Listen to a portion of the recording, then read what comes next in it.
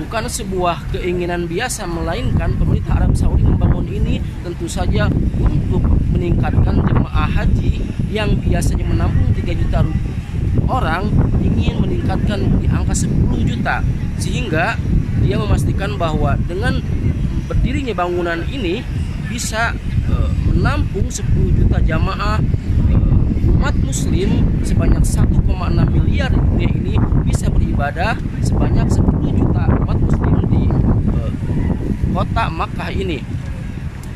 Pemirsa, saya sekarang akan berjalan bagaimana suasana atau nuansa dalam Zamzam Tower ini atau Sa'ah Tower ini. Kalau boleh saya cerita, ini dibangun 2002-2004 yang selesai semua pada tahun 2012.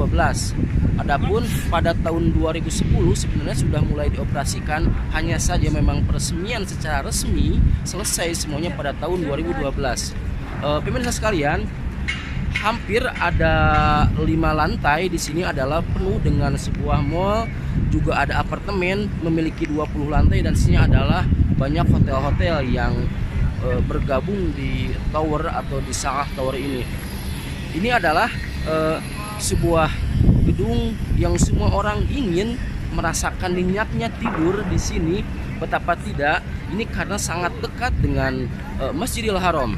Betapa banyak jamaah haji, jamaah umroh yang sangat jauh, mereka harus sampai sekira 1 bahkan 2 km dari rumah atau dari hotel menuju Mekah Al-Mukarramah, menuju tempat suci ini, Masjid Haram. Sementara kalau kita bisa tidur di sini atau nginep di sini, tidak usah lama, kita hanya keluar dari hotel lalu langsung masuk, berada di pelataran Masjidil Haram. Ini saya sudah mulai masuk ke gerbang utama Burj tadi, Sa'ah Tower ini. Ini memang kalau boleh cerita, pembangunan ini sempat terjadi kontroversi bahkan sampai saat ini. Betapa tidak, di sisi lain pemerintah Turki yang pada tahun 1781 membangun sebuah benteng keamanan di tempat yang dibangun ini, pihak Turki tidak setuju dengan dibangunnya Zamzam Tower ini. Namun kemudian pihak Saudi tetap bersikeras membangun ini dikarenakan apa? Dikarenakan bisa menampung umat muslim sedunia, bisa menampung secara maksimal umat muslim yang berada di dunia ini. Jadi dulu di tempat ini sejarahnya ada sebuah benteng yang dibangun oleh Turki Utsmani tadi pada tahun 1781. Sayangnya sekarang benteng ini sudah tiada dan berubah menjadi bangunan yang super mewah ini. Kalau bisa dilihat tadi, teman-teman bisa melihat atau pemirsa bisa melihat ada sebuah jam yang besar yang memiliki 43 meter, diameternya sangat besar. Bahkan jam ini bisa dilihat dari radius 17 km jika kita melihatnya pada malam hari karena ada cahayanya. Adapun kita kalau siang hari hanya bisa melihat 11-12 km. Namun betapa besarnya gedung ini atau Zamzam Tower ini, hampir dari 28 km kita masih melihat kilauan cahaya jam ini. Dan menara di sini pun ada ada soundnya ketika azan, sehingga kalau azan Masjidil Haram tidak kurang dari 7 km masih terdengar suara azan atau suara muazin yang melantungkan adanya di Masjidil Haram. Dan ini adalah suasana Zamzam Tower.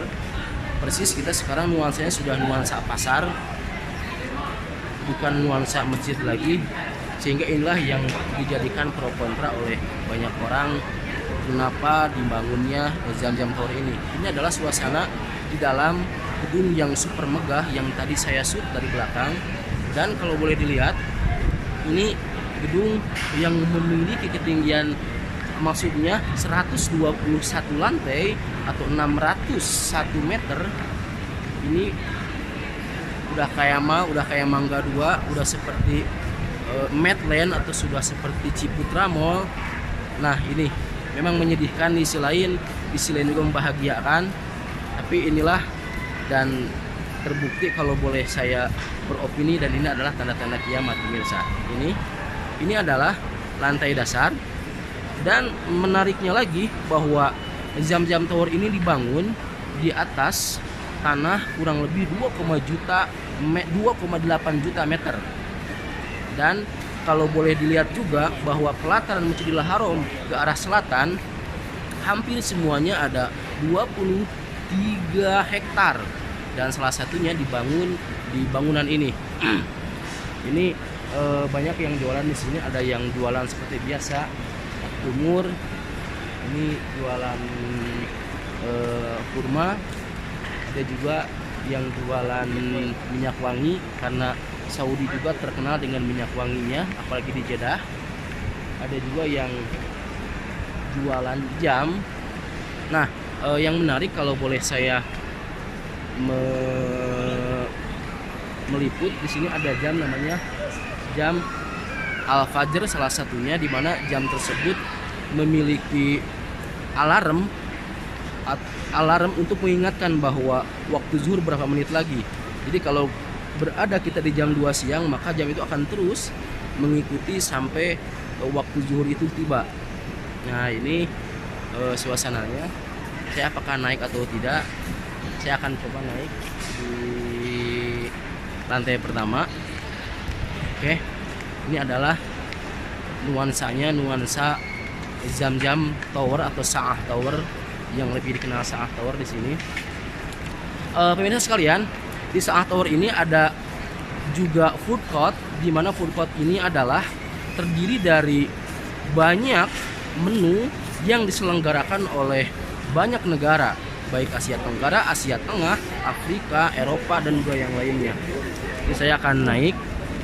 Jika bercerita, Indonesia pun ikut memiliki ikut berpartisipasi di sini. Indonesia di lantai P4. Jadi kalau orang Indonesia calon jemaah umroh bisa nanti masuk ke lantai P4. Di sini adalah food court semuanya, dan Indonesia memiliki yang disebut Grapari. Jadi food courtnya itu di bawah Grapari. Saya juga nggak tahu apakah itu memang di bawah Telkomsel sendiri. Ini saya di lantai ini, banyak orang juga yang foto-foto karena merasakan mungkin ya suasana takjubnya Sa'ah Tower ini. Dan jangan disangka bahwa di sini pun ada Starbucks. Di belakang saya ada Starbucks, boleh dilihat ya. Starbucks orang bilang ke barat-baratan, orang barat ini ada Starbucks. Saya akan shoot dari jauh, bisa dibaca ya. Ada ada Starbucks kopi, semoga terbaca oleh pemirsa. Oke, saya akan jalan lagi ke lantai 2, akan dilanjut. Nah, di lantai 2 ini bisa dilihat bacaannya apa.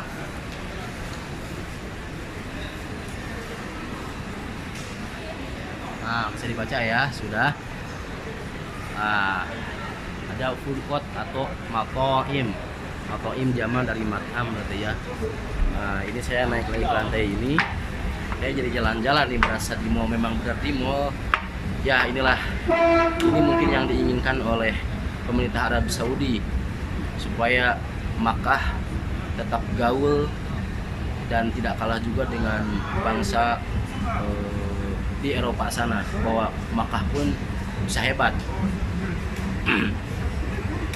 Tetap untuk ke food court harus naik lagi, tapi sayangnya waktu saya sudah habis. Tapi paling tidak saya ingin menginformasikan kepada teman-teman bahwa ini adalah sebuah tower yang di dalamnya ada apartemen, yang di dalamnya ada tempat konferensi, yang di dalamnya juga ada hotel yang bintang 7. Kalau boleh dilihat di booking.com atau Traveloka, harganya relatif sangat mahal, hampir semalam 2-5 juta rupiah. Kalau boleh bisa dilihat harganya bahkan 1.500 real. Kali aja 1.500 real kali 4.000 itu berapa nilainya. Oke, terima kasih. Ini saja yang bisa saya sampaikan ke teman-teman yang ada di tanah air, khususnya negara Indonesia, Malaysia, dan juga Singapura yang paham bahasa Melayu. Oke, terima kasih. Wassalamualaikum warahmatullahi wabarakatuh.